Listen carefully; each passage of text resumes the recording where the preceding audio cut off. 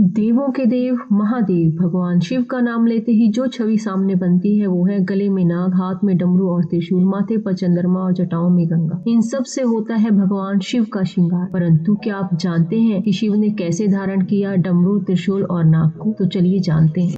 नाग के गले में लिपटे नाग को देखकर आपके भी मन में ये ख्याल आता होगा कि आखिर क्यों शिवजी ने नाग को गले में धारण किया। पौराणिक कथाओं के अनुसार नागराज वासुकी भगवान शिव के परम भक्त थे। वे शिव की भक्ति में सदैव लीन रहते थे। तभी सागर मंथन का कार्य शुरू होता है। तब रस्सी का काम नागराज वासुकी ने किया। उनकी श्रद्धा और भक्ति को देखकर भगवान शिव अत्यंत प्रसन्न हुए। शिव ने वासुकी को अपने गले में धारण किया और इस प्रकार नाग वासुकी अमर भी हो गए।